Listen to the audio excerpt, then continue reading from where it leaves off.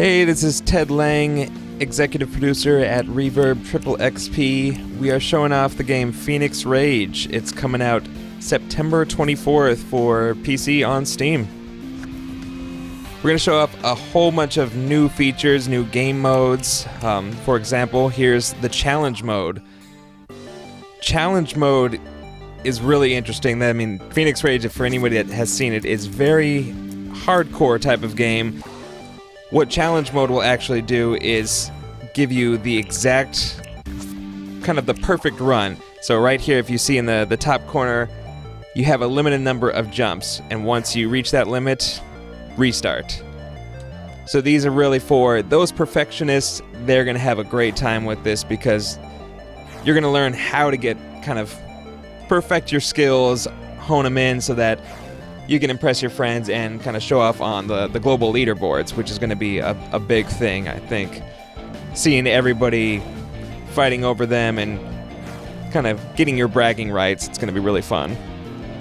Here we have God Mode. God Mode is actually a whole new game mode. You can play through the entire game a completely different way. So after being tortured and punished by all these little green guys throughout your first playthrough, now you have this blue flame that you're able to destroy all of them, but you do have to do it in a limited time. So although you're invincible, it still proves to be very, very challenging. But similar to the main game, it's all about completion. So there's opportunities to just complete it without getting the good time, without just getting it perfect, so that you can move on, but you always have something to go back to improve on. So how you unlock these modes is throughout the game, you're going to be earning cookies, and the cookies you can use to unlock secret cookie recipes that you'll see. Also, you'll be unlocking modes like the challenge mode from playing through the main game. And here we see you get to unlock a whole bunch of different cookies, and these are actual real-world cookies that you can create yourself. They were all tested, deliciously tested, let me add.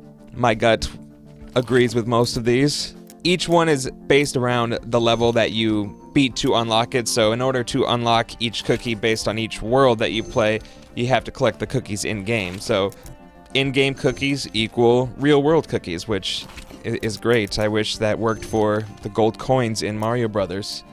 Through the main game, you also unlock stars, which you can end up using to unlock mini-games and all sorts of other little hidden features. So it's really playing through every aspect of this game. Another little bonus is there'll be these little hidden red squares that you'll find on certain levels. When you find the red squares and you get to them in a certain amount of time, you'll actually unlock some prototype levels called the Phoenix box levels.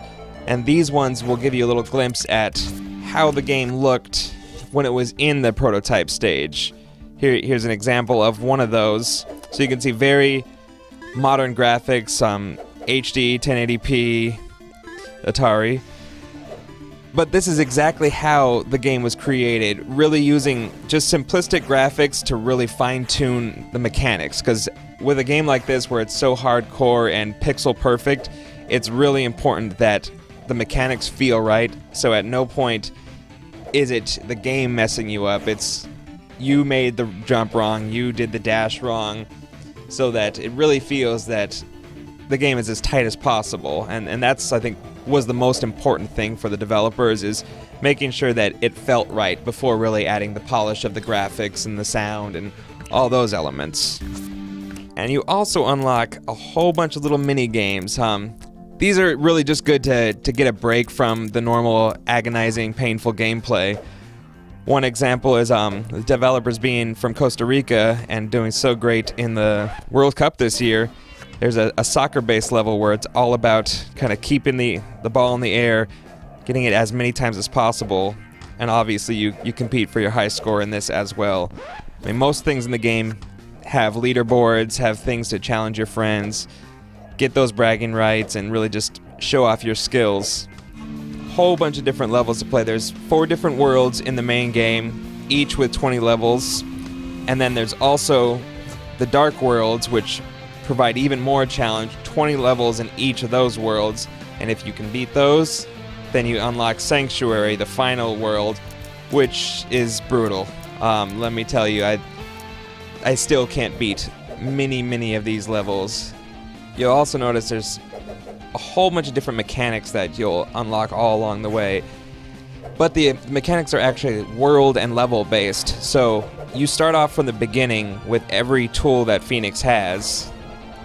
And it's really all about the levels, whether there's enemies or fire elements or ice elements, which help you solve the puzzles of each level. So very similar to how a lot of old school games happened in the NES and Super NES days, where your character was your character, and it was really about figuring out how each world is solved rather than upgrading your characters and leveling them up. So here's a sample of a pretty easy level off of the first world. It's got fire elements that you use to break the ice bricks. That provides definitely a lot of challenge still, but you'll see in a second, once you get into the Dark World version of these levels, it's much different. Red Forest becomes Red Dawn, and these levels now become quite a bit tougher with new enemies, new puzzles. These little alligator monster things are the bane of my existence. As soon as they start getting your scent, I mean, they follow you around faster than you can zoom and jump and dash and all that stuff. Getting the cookie becomes even harder on all these levels. He's placed himself very nicely in between. And also, if you notice at the top of the screen, you see one of those red blocks. That's exactly how you unlock the prototype levels. They're hidden throughout the game. So certain levels will have those, and you see the countdown timer, so it's all about reaching that block before the countdown finishes to unlock those levels. The other thing that you'll notice is that although the level restart for Fénix himself when you die, the game is perpetually always moving. The level itself doesn't restart, just where the player starts. So if a monster stops at a certain point, he's going to stay at that after you die. So you can kind of use that to your advantage or disadvantage. Another little tough trick thing on the Dark Worlds is this one has a exit that teleports all around. So even though it's hard to traverse these areas, it makes it even harder because you have to meet the teleporter where it's at. Fénix Rage is coming out September 24th for PC on Steam and multiple other retailers. Also, it's coming to Xbox One and PS4 in early 2015.